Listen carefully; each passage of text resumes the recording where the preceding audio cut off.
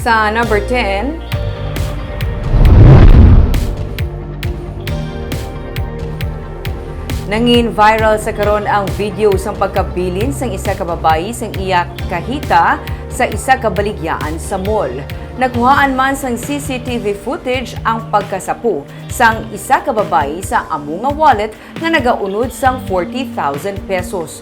Kung ikaw ang nakakita sang wallet nga nagaunod sang amo nga kantidad, ano ang imo nga himuon? Yari ang sabat sang pila ka mga bakulod nun sa report ni Romeo Subaldo. Kuha ang ini nga CCTV footage sa unit top nga baligyaan sa 888 nga mall Miyerkules ang hapon. Ang ini nga babae nga nakaputi nga blouse ug nakaitom nga shorts ang nagapili sang balaklon. Sang ginabulayan siya sa pagkuha sang napili niya, gintungtong niya makadali ang iyang kahita sa estante. Sa makuha niya na ang item, naglakat na siya kag wala niya na makuha pabalik ang iyang kahita.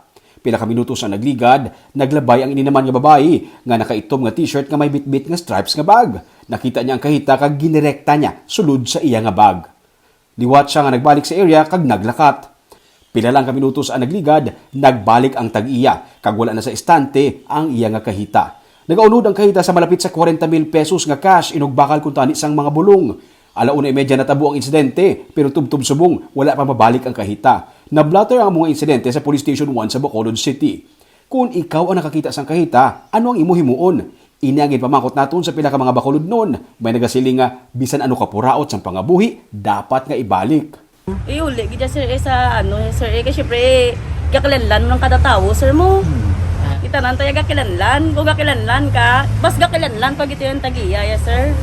Kung God will provide man lang yan, sir, ya. Intriga ko sa ginkahan ko ito ba siya nabilin sang ila customer. Sa mismo sa store, ibilin mo sa store. sa store. Kasi pre balik ko na sa mo. May nagasiling nga dead money na ang among nga kwarta.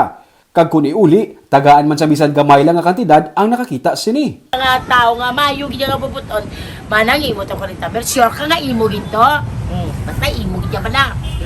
At agis imo 40 mil. Di ba singgo tiga ilang ko do, tiga kilang lang sa kwarta.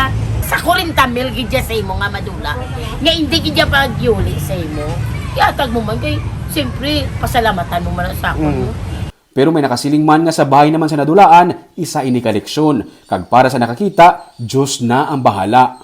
Tawo kita, kung hindi aton, iuli ta. Kag sa bahay man sa tao nga nawigitan o kung nadulaan, next time around, halong kita. Leksyon ina. Kung ikaw yan nakakita sang kahita, ano ang himuon mo? Comment down below.